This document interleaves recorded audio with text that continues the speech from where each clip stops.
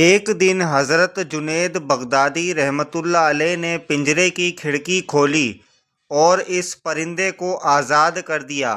لوگوں نے جب یہ دیکھا تو حضرت جنید بغدادی رحمۃ اللہ علیہ سے دریافت کیا کہ جناب، اتنے عرصے تک تو آپ نے اس پرندے کو پنجرے کے اندر بند کر کے رکھا اور دیکھ بھال کرتے رہے۔ حضرت جنید بغدادی اور ایک پرندے کا واقعہ، آج اچانک پنجرہ کھول کر اسے آزاد کیوں کر دیا؟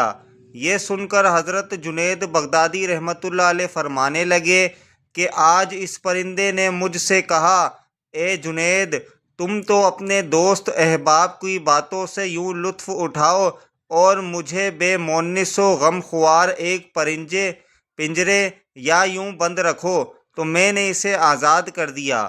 مگر جب وہ پرندہ اڑا تو اس نے کہا، اے جنید، پرندے جب تک ذکر الہی میں مصروف رہتے ہیں اس وقت تک کسی بھی جال میں نہیں پھنستے، لیکن جوں ہی وہ ذکر الہی سے غافل ہوتے ہیں تو فوراً قید میں مبتلا ہو جاتے ہیں۔ پھر وہ پرندہ کہنے لگا، میں تو ایک ہی مرتبہ ذکر الہی سے غافل ہوا تھا کہ اس کی سزا میں برسوں قید رہا۔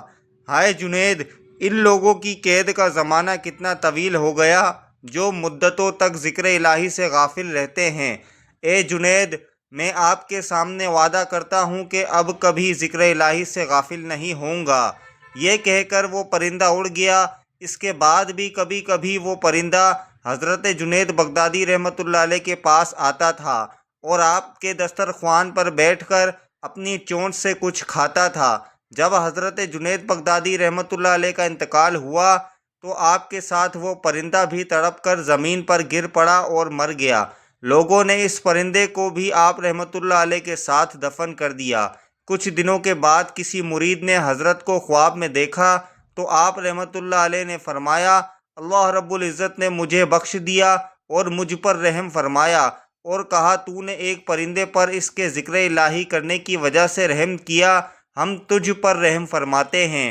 اس واقعے میں ان لوگوں کے لیے عبرت کا سامان موجود ہے جو ہر وقت ذکر الہی سے غافل رہ کر اپنی زبانوں سے لہو لعاب کے کلمات کی ادائیگی میں لگے رہتے ہیں۔ حضرت جنید بغدادی رحمۃ اللہ علیہ کو کسی نے ایک قیمتی پرندہ تحفے میں بھیجا جس کی قیمت اس زمانے میں بہت زیادہ تھی۔ حضرت نے تحفے کو قبول کر کے اس پرندے کو پالنا شروع کیا اور پھر چند دنوں کے بعد آزاد کر کے چھوڑ دیا۔ کسی نے حضرت والا سے پوچھا کہ اس قیمتی پرندے کو کیوں آزاد کرایا، حالانکہ اس کی قیمت بازار میں بہت زیادہ ہے؟